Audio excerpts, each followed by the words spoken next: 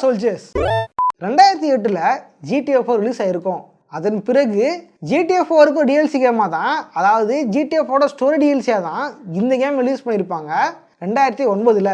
So இந்த GTA last ஆட்டான game பார்த்தீங்க அப்படின்னா GTA 4ஓடவே ஒரு நல்ல கதையை கொண்ட கேம் தான் இருக்கும். ஆனால் அது எந்த விதத்தில் அப்படின்றத இதில் தெளிவாக பார்க்கலாம். மேலும் இந்த கேமோட கதை முழுக்க பார்த்தீங்க அப்படின்னா பைக்கர்ஸை பேஸ் பண்ணால் இருக்கும். ஸோ ஒருவேளை நீங்கள் ஒரு பைக்கராக இருந்தீங்க அப்படின்னா மறக்காம லைக் பண்ணுங்கள். அது மட்டும் இல்லாமல் நீங்கள் யூஸ் பண்ணுற பைக் என்ன அப்படின்றத காமெண்ட்ஸாக கமெண்ட் பண்ணுங்கள். அது ஆக்டிவாக இருந்தாலும் பரவாயில்ல, காமெண்ட்ஸாக கமெண்ட் பண்ணுங்கள். சரி, ஓகே.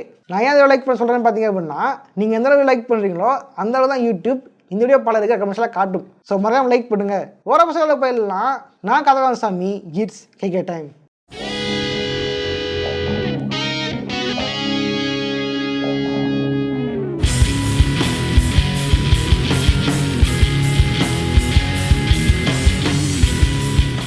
கதையோட தொடக்கத்தில் the Lost MC motorcycle gang தங்களோட கிளப் ஹவுஸ்ல இருந்து ஒரு இடத்துக்கு கிளம்பிட்டு இருந்தாங்க.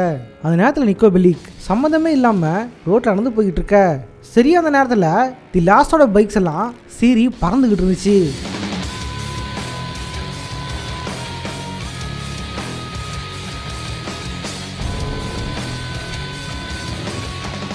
தி லாஸ்ட் எம்சி கேங் இப்போதைக்கு போயிட்டு இருக்கிறது சிறிலேருந்து ரிலீஸ் ஆகிற பில்லின்றவரை பார்க்கறதுக்காக தான். பில்லி தான் தி லாஸ்ட் எம்சியோட பிரசிடென்ட்.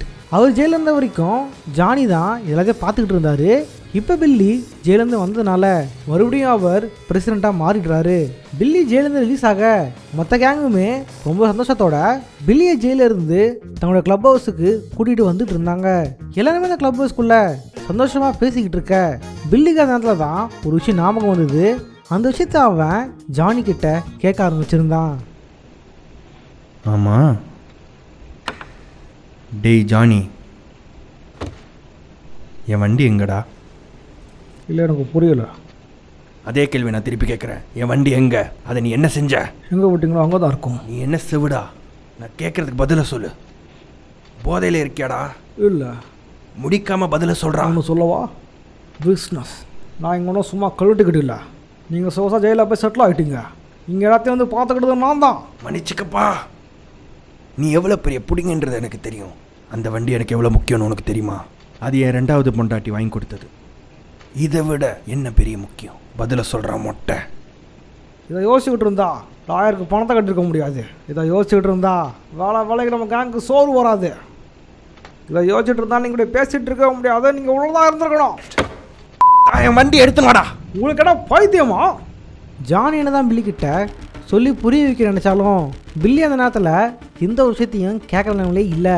தனக்கு அந்த பைக்கு வேணும் அப்படின்னு பில்லி குரலை வசதி பேச அங்கே இருந்தவங்கலாம் லீடர் பிரச்சனையாக ஆரம்பிச்சிருந்தாங்க. இதனால் ஜானி அவங்க கூட அந்த பைக்கை தேட அங்கேருந்து கிளம்பியிருந்தாரு. ஜானி இந்த பைக்கை யார்கிட்ட விற்றானோ அதே ஆள்கிட்ட போயிட்டு அந்த பைக்கை கேட்க ஆரம்பிக்கிறாங்க. ஆனால் அவன் முதல்ல கேட்டதுக்கு அதை விற்று பல வருஷம் ஆகுது, அது எங்கே எனக்கு தெரியாது அப்படின்னு நெக்கிலாக பேசிடுறான். இதனால் அவனை பிடிச்சி அடித்து கேட்க ஆரம்பிக்கிறாங்க. கேட்க வேண்டியதில் கேட்டதுக்கு அப்புறம் தான் அந்த பைக் யார்கிட்ட விற்றோம் அப்படின்றத அவன் ஒத்துக்கிறான்.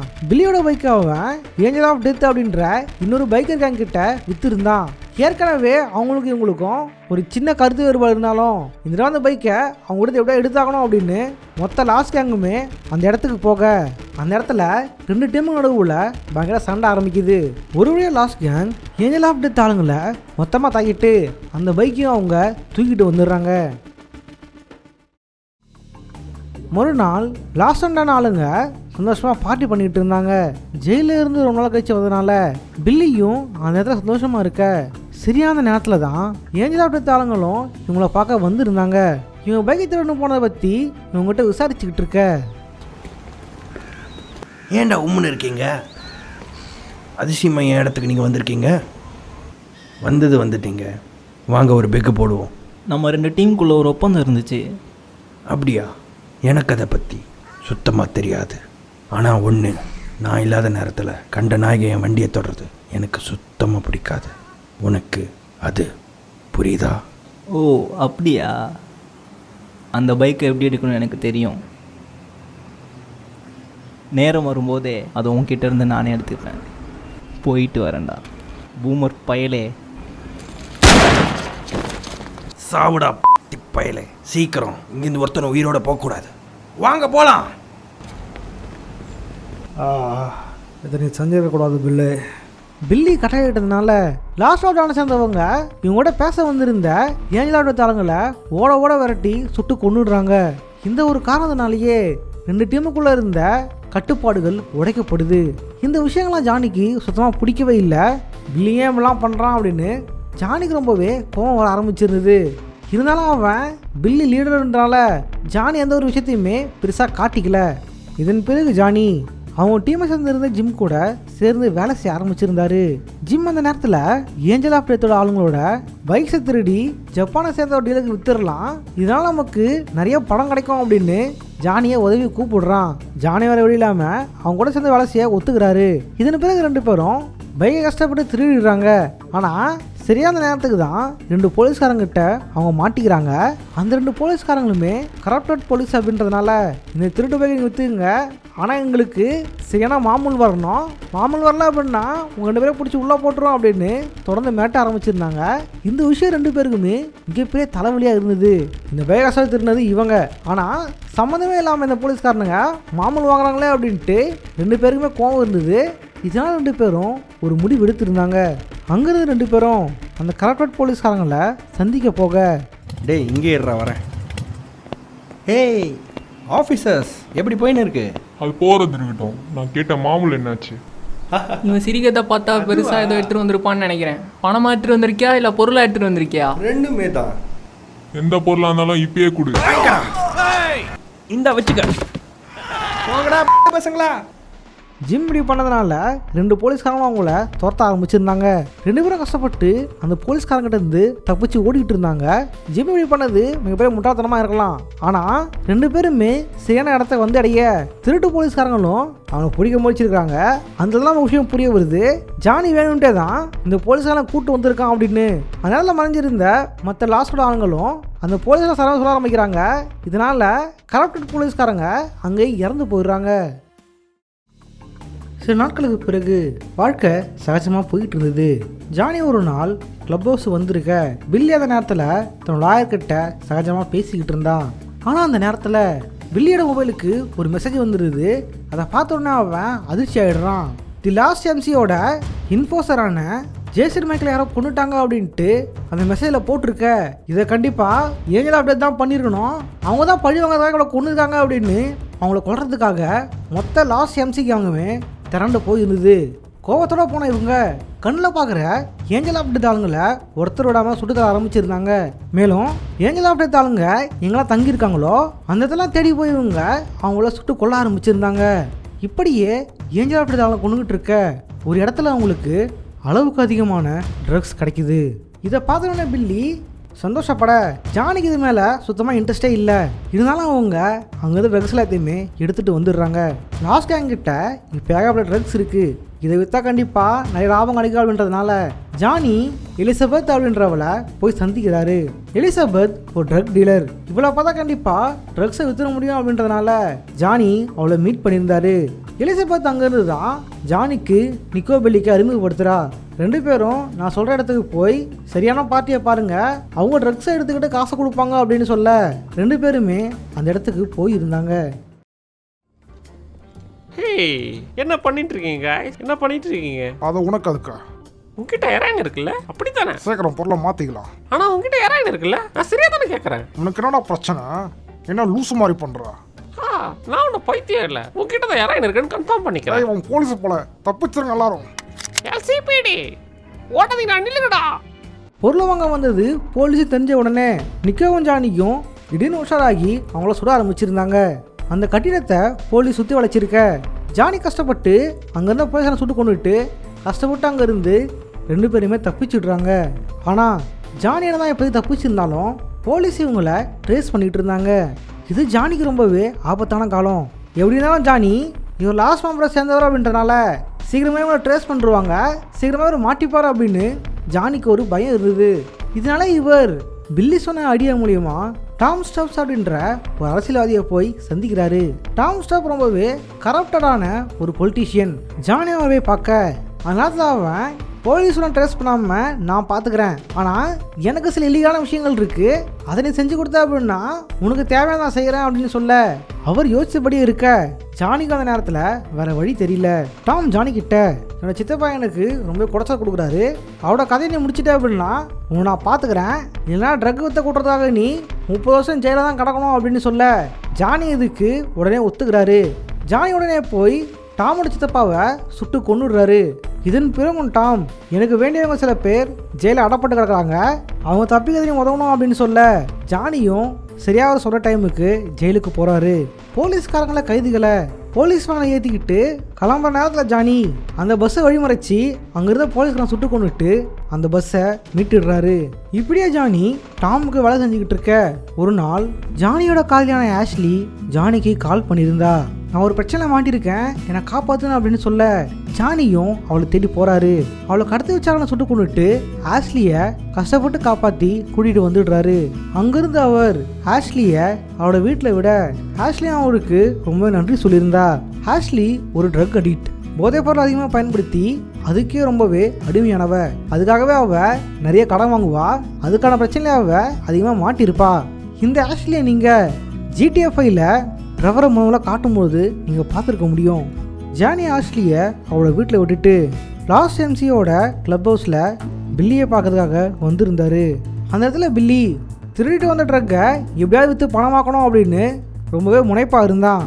ஆனால் ஜானி அதுக்கு போலீஸ் நம்ம ட்ரேஸ் பண்ணிகிட்டு இருக்காங்க, ஏன்னா ஒரு பிரச்சனை கஷ்டம் தப்பிச்சிருக்கோம், மறுபடியும் போயிட்டு போலீஸில் மாட்ட வேணாம் அப்படின்னு சொல்ல பில்லிக்கு ஜானியோட பேச்சை கேட்க சுத்தமாக விருப்பமே இல்லை. அவனை பொறுத்த வரைக்கும் அந்த ட்ரக்கை விற்று காசு ஆகணும். வழங்க போல் அவன் எல்லாரையும் கம்பல் பண்ண மற்ற கேங் ஆளுங்களும் லீடரோட பேச்சை கேட்டு அந்த ட்ரக்கை விற்கிறதுக்காக கிளம்பி போகிறாங்க. பொருளை வாங்க வந்த பார்ட்டிக்கிட்ட பொருளை மாற்றிக்கிட்டு இருக்க சரியான நேரத்தில் இதுதல பிறந்தவங்க கண்ணை காட்டி மிரட்டி பணத்தையும் பொருளையும் தூக்கிட்டு அங்கேருந்து ஓடிடுறாங்க. ஜானியும் ஜிம்மும் அங்கேருந்து கஷ்டப்பட தப்பிச்சு பார்ட்டிக்கிட்ட இருந்து பணத்தையும் பொருளையும் வாங்கணும் அப்படின்னு அவங்க கூட துப்பாக்கி முனையில் சண்டை போட ஆரம்பிக்கிறாங்க. 2 தரப்பினரும் துப்பாக்கியை சுட்டுக்கிட்டு இருக்க ஜானி கஷ்டப்பட்டு பொருளையும் பணத்தையும் மீட்டுடுறாரு. ஆனால் துப்பாக்கி சத்தம் கேட்டதுனால போலீஸ் இந்த இடத்த சூழ்ந்துடுறாங்க. சரியான நேரத்துலையும் பில்லி போலீஸ் கிட்ட மாட்டிக்கிறான். போலீஸ் வந்தது என்னவோ எதாச்சியாக இருந்தாலும் பில்லியை பொறுத்த வரைக்கும் நீ ட்ரக் வைக்கக்கூடாதுன்னு அப்புறம் நினச்சிக்கிட்டு இருந்தது ஜானி தான். அப்படின்னா கண்டிப்பாக ஜானி தான் போலீஸுக்கு கால் பண்ணியிருக்கான், என்னை மாட்ட விடணும் தான் வேண்டதாக பண்ணியிருக்கான் அப்படின்னு பில்லி நினச்சிக்கிட்டு ஜானி மேலே செம கோவத்தில் இருந்தான். மற்ற ஆளுங்க எல்லாத்தையும் பார்த்துட்டு அங்கேருந்து தப்பிச்சு வர பில்லி இல்லாதனால இப்போதைக்கு இந்த கேங்குக்கு ஜானி தான் ஹெட் அப்படின்னு மற்றவங்க சொல்லிக்கிட்டு இருந்தாங்க. ஆனால் இந்த விஷயம் பில்லியோட சப்போர்ட்டரான பிரெயினுக்கு சுத்தமாக பிடிக்கவே இல்லை. பிரெயினுமே போலீஸை அவர் வச்சு பில்லியை மாட்டி விட்டது ஜானி தான், அவன் நம்ப மாட்டான் அப்படின்னு அவங்க கூட சண்டை போட ஆரம்பிச்சிருந்தான். ஜானி என்ன சொன்னாலும் அவன் சுத்தமாக நம்பவே இல்லை. இதனாலேயே பேச்சுவார்த்தை முத்தி இந்த விஷயம் பகையாக மாறிடுது. பிரெயின் ஜானியை கொள்ளணும் அப்படின்ட்டு ரொம்ப துடிச்சிக்கிட்டு இருந்தான். இதனாலே அவன் ஆளுங்க செட் பண்ணி ஜானியை கொள்ள முயற்சி பண்ணான். ஆனாலும் ஜானி அதுலேருந்து தப்பிச்சுடுறாரு. இதன் பிறகு பிரெயினை விட விட்டு வைக்கிறது நல்லதில்லை அப்படின்றதுனால வேற வழி இல்லாமல் ஜானி பிரெயினை தேடி பிடிச்சி சுட்டு கொன்னுடுறாரு. இதன் பிறகு ஜானி ட்ரக் டீலரான எலிசபெத் கிட்ட தொடர்ந்து வேலை செய்ய ஆரம்பிக்கிறாரு. அவனும் ட்ரக்கை கைமாத்துற வேலைகளை தொடர்ந்து கொடுத்துட்டு இருக்கா. இதுல சில பிரச்சனைகளும் அவருக்கு வர ஆரம்பிக்குது. இதனால ஜானி வர பிரச்சனை சமாளிச்சு தொடர்ந்து அவர்கிட்ட வேலை செய்ய ஆரம்பிக்கிறாரு. இதன் பிறகு ஒரு நாள் ஆஷ்லி மீண்டும் ஜானிக்கு கால் பண்ணியிருந்தா. நான் மறுபடியும் ஒரு பிரச்சனை மாட்டிக்கிட்டேன், எனக்கு உதவி வேணும் அப்படின்னு சொல்ல ஜானியை வேறு வழி இல்லாமல் அவளை போய் பார்க்குறாரு. அந்த இடத்துல அவளை மாட்டிக்கிட்டு இருந்தது டெமிட்ரியோட ஆளுங்க. ஆஷ்லி அளவுக்கு அதிகமான ட்ரக்கை இவங்கள்ட்ட வாங்கியிருக்கா, அதுக்கான பணத்தையும் இவ சரியாக கொடுக்கவே இல்லை. இதனால தான் இவங்க இவளை மாட்டிக்கிட்டு இருந்தாங்க. ஒன்று எனக்கு பணம் தரணும், இல்லை அப்படின்னா எனக்கு தெரிஞ்ச ஒரு ஆளை நீ போய் கடத்திட்டு வரணும் அப்படின்னு சொல்ல ஜானியும் இவங்ககிட்ட வாங்கின கடனுக்காக அவன் சொன்ன ஆளை கடத்த போகிறாரு. ஆனால் அதில் இருந்தது நிக்கோவோட கசினான ரோமன். ஹலோ, ஏய் எங்கடா போய்கிட்டு இருக்க? என்னப்பா வேணும் உங்களுக்கு? சாப்பிட காசு இல்லையா? ஏதாவது பணம் வேணுமா என்ன? என்ன சுத்த போடுறீங்க? அதான் பணம் தரேன்னு சொல்லிட்டல. எங்களுக்கு தேவை பணம் இல்லை, நீ தான் மரியாதை மூடிட்டீங்களா? என்ன வெட்டுறீங்கடா? யாராவது காப்பாத்துங்க. வாயை மூட்டு உள்ள போடா, தொப்பையிலே குத்திடுவேன். ஜானி ரோமனை அங்கேருந்து கடத்திட்டு போயிடுறாரு. அவன் சேனல் தப்பிச்சு போனாலும் திரும்பி அவனை பிடிச்சிட்டு வந்து ஒரு வழியாக அவர் டெமிட்ரியோட ஆளுங்கிட்ட ஒப்படைச்சிடுறாரு. இப்படி தான் மெயின் கதையில் ரோமன் கடத்தப்படுறான். இதன் பிறகு ஆஷ்லி சொன்னதுனால ரேபெக்கானோ அப்படின்ற ஆளை போய் ஜானி சந்திக்கிறாரு. அந்த நேரத்தில் அவனுக்கு சில வேலைகள் ஆக்க வேண்டியிருந்தது. 6 பேர் நான் சொன்ன நேரத்தில் சில டைமண்டை கைமாற்ற போகிறாங்க. அந்த டைமண்டை நீ அவங்க கைமாற்றக்குள்ளே திருட்டு வந்துரு, அதை விற்று அவன் நிறைய பணம் கிடைக்கும், அதனால் போய் திருட்டு வா அப்படின்னு சொல்ல ஜானியும் அந்த இடத்துக்கு போயிருந்தார். ஆனால் அந்த நேரத்தில் டைமண்டை கைமாற்றிட்டு இருந்தது GTA பேட் ஆஃப் கேடோனியோட மெயின் கேரக்டர்ஸான கேடோனியும் லூயிஸும்.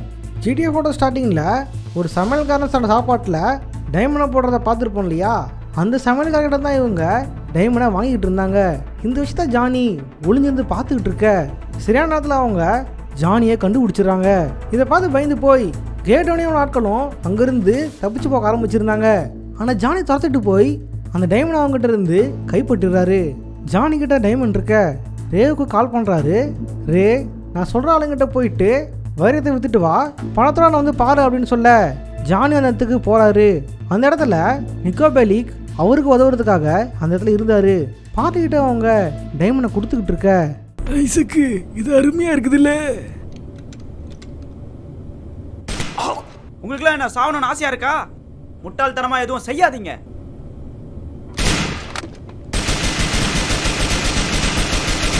லூயிஸ் பண்ண பிரச்சனையால 2 தரப்பு நடுவில் சண்டை வந்துடுது. ரேவோட ஆட்களை ஜானியை திடீர்னு தாக்க ஆரம்பிச்சிருந்தாங்க. ஜானி அவங்க ஆளை சுட்டு கொண்டுட்டு அங்கேருந்து பணத்தோட தப்பிச்சு ஓடிடுறாரு. அந்த பணத்தை அவர் லாஸ்ட் கேங்கில் ஒருத்தனான ஜிம் கட்டி அதை கொடுத்துடுறாரு. இது தெரிஞ்சுக்கிட்டாரு ஜானியை கூப்பிட்டு துப்பாக்கி முனையில் மிரட்டிக்கிட்டு இருந்தான். மேலும் அவன் ஜிம்மை அடைச்சி வச்சு குடும்பப்படுத்த ஆரம்பிச்சிருந்தான்.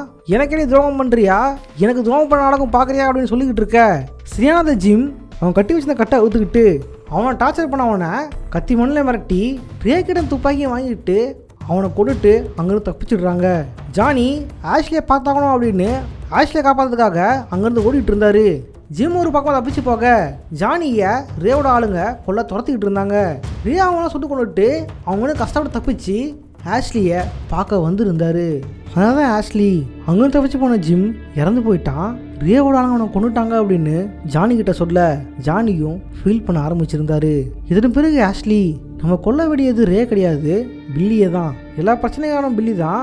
அவன் தான் ஜெயிலில் இருந்துக்கிட்டு நமக்கு பிரச்சனை கொடுத்துக்கிட்டு இருக்கான் அப்படின்னு சொல்ல பில்லியை கொல்றதுக்கு ஜானி சுத்தமாக மனசே இல்லை. அதன் பிறகு அதே நாளில் கரப்டட் காங்கிரஸ்மேனான டாம் ஜானி சந்திச்சு பேச ஆரம்பிச்சிருந்தான். எனக்கு இப்போதைக்கு மிகப்பெரிய பிரச்சனையே பில்லி தான். பில்லியை நீ கொண்டுட்ட அப்படின்னா ரேவும் கூட சமாதானப்படுத்தி வைக்கிறேன். ரே நமக்கு வேண்டியவன் தான், அவனை கொல்ல வேண்டியதில்லை அப்படின்னு சொல்ல ஜானியும் வேற வழியில்லாமல் அந்த விஷயத்துக்கு ஒத்துக்கிறாரு. ஆனால் இப்போ பில்லி இருக்கிறது ஜெயிலுக்குள்ள, அவனை எப்படி கொல்றது அப்படின்னு யோசிச்சுக்கிட்டு இருக்க வேற வழியே இல்லாமல் அவங்க ஜெயிலுக்குள்ளேயே போய் தாக்க ஆரம்பிச்சிடுறாங்க. டாமோட உதவியோட ஜானியோட ஆளுங்க உள்ள நுழைஞ்சி ஜெயிலுக்குள்ளேயே பில்லியை போடுதல கிளம்பிடுறாரு. ஜானி துப்பாக்கி மேலே பில்லி கிட்ட பேசிக்கிட்டு இருக்க பில்லி என்னை கொன்னுடு, அதுக்கு தானே வந்த, இப்பயே கொண்டுன்னு சொல்ல வேற வழியே இல்லாமல் ஜானி பில்லியை சுட்டு கொண்டுட்டு அங்கேருந்து கிளம்பிடுறாரு. அதன் பிறகு ஜானி கட்டங்கடைசியா தங்களோட கிளப் ஹவுஸுக்கு வந்திருந்தாரு. ஆனால் அந்த கிளப் ஹவுஸு ரியோட ஆட்களால் அடித்து நொறுக்கு போட்டிருந்தது. இங்கேருந்து தான் தி லாஸ்ட் எம்ஸோட மொத்த ஆட்களும் ஒரு விஷயத்த யோசிக்க ஆரம்பிச்சிருந்தாங்க. மோட்டார் சைக்கிளாக ஆரம்பிக்கப்பட்ட இந்த கேங் இப்போ வேற ஏதோ பாதையில் போய்கிட்டு இருக்கு. கஞ்சா விற்கிறது, ஆளை கடத்துறது, கொலை பண்ணுறது அப்படின்னு மோட்டவே இல்லாமல் கண்டமேனிக்கு போயிட்டுருக்கு. இதில் நம்ம பல பேரை இழந்துட்டோம், இப்போ இருக்கிறது கொஞ்சம் பேர் தான் அப்படின்னு சொல்லிக்கிட்டு இருக்க இங்கேருந்து தான் ஜானிக்கும் ஒரு யோசனை வந்துடுது. இதன் பிறகும் இந்த கிளப்பில் இருக்கிறது ஒரு பிரயோஜனம் இல்லாத விஷயந்தான், இருக்கிற கொஞ்சம் பேராவது உயிரோடு இருக்க முயற்சி பண்ணுவோம் அப்படின்னு அந்த கிளப் ஹவுஸையே அவங்க அந்த இடத்துல மொத்தமாக கொளுத்திடுறாங்க. இதன் பிறகு இவங்க எந்த பிரச்சனையும் இல்லாமல் சராசரியான வாழ்க்கையை பார்க்கறதுக்காக அங்கிருந்து எல்லாரும் வெளியே கிளம்ப இந்த கதையும் இதோட முடியுது. இந்த வீடியோ பிடிச்ச லைக் பண்ணுங்கள், உங்கள் ஃப்ரெண்ட்ஸோடவே ஷேர் பண்ணுங்கள். இந்த வீடியோவில் நம்ம GTA 4ஓட DLC கேமோட கதையை நம்ம தெளிவாக பார்த்துருப்போம். ஸோ இந்த வீடியோ பிடிச்சதே அப்படின்னா மறுபடியும் லைக் பண்ணுங்கள், உங்கள் ஃப்ரெண்ட்ஸோடவே ஷேர் பண்ணுங்கள். இதன் பிறகு அடுத்த எந்த கேமோட கதை போடலாம் அப்படின்றத கமெண்ட்ஸை கமெண்ட் பண்ணுங்கள். எந்த கேமோட பேருக்கு அதிக லைக் இருக்கோ ஸோ அந்த கேமை நான் அடுத்ததாக போட ட்ரை பண்ணுறேன். இதே மாதிரியான சந்திக்கிறேன். போட்றேன். பாய்.